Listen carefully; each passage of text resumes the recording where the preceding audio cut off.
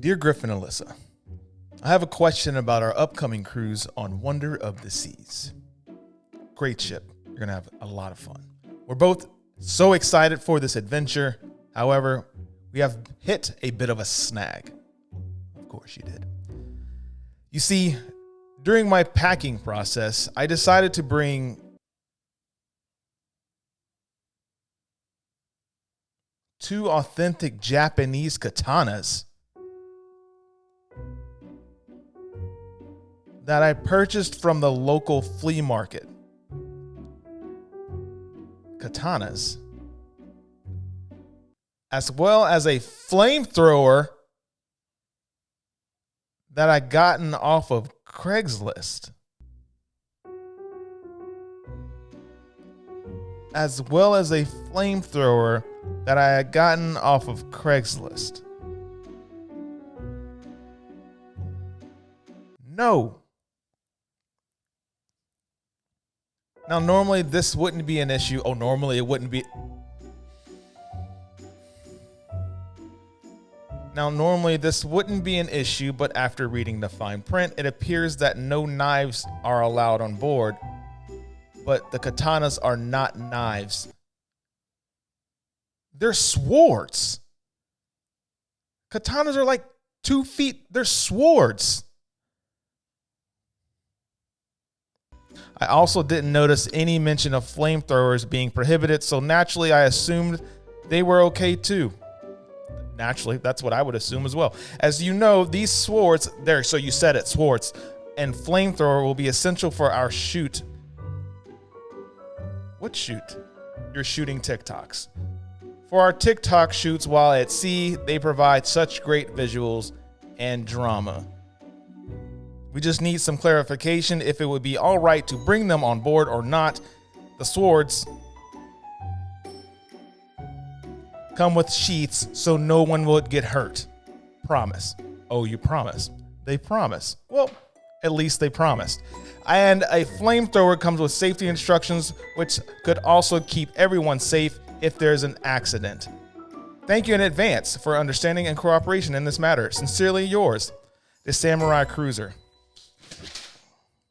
Well, Crouching Tiger and Hidden Dragon, I hate to be the bearer of bad news, but there's a strong chance that you will not be able to bring your swords on the cruise. Also, I feel like this goes without saying. However, in one word, and I'm just going to keep it to one word only, in regards to your flamethrower, no. Everyone in the chat, please do not bring your flamethrower to the cruise ship. No. Moving on. Dear Griff and Alyssa, I recently went on the Carnival Vista great ship for a vacation and brought 6 coolers full of home-cooked meals because I had heard that not all the food was included. To my surprise, they would not allow me to bring any of it on board. You were surprised. I'll continue. After all, the hard work I put into planning and cooking these meals, macaroni and cheese, meatloaf, gumbo, fried shrimp dinners, there was no way that I could let this go to waste. So instead of bringing them on board with me, I donated them to a homeless shelter in Miami. Well, that's nice. That food sounds good. I love a good macaroni and cheese. I don't know what you're going to do at gumbo at sea, but, I'll move on. The only problem is that I spent over $500 buying groceries for this endeavor. So now here it sits, a hefty price tag without any reward or incentive from the cruise line. What gives? Why aren't we allowed to bring our own homemade food onto the cruise ship? Is it really too much trouble for them? If people wanted store-bought food, then why did they even come on vacation? I enjoy my cruise. I see the problem. I enjoy my cruise, but if this continues, then we may have to reconsider going elsewhere next time around. Thank you for taking my concerns into consideration. Sincerely, a hungry cruiser. All right, so I know what the problem is here. This person here probably thought cruising was similar to timeshares.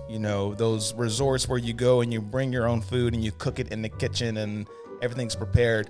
They probably didn't see a kitchen inside of their stateroom cabin, so they assumed they'd bring coolers of food, thinking some of the specialty dining on board is what they're referring to would cost them extra, which it does. But there's plenty of other spots and places to eat, which I'm sure that you found out once you got on board the Carnival Vista.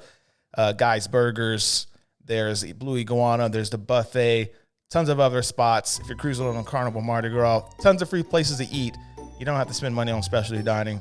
Cruising, inclusive, timeshares and resorts and stuff like that, typically not inclusive. So I could see the confusion there. I'm going to let you make it. But if you're looking for things not to pack on your cruise, here's a list of items that are strictly prohibited. And that includes 2 of the things that you guys are trying to bring, including you, Crouching Tiger, Hidden Dragon, bring your own swords on a cruise ship.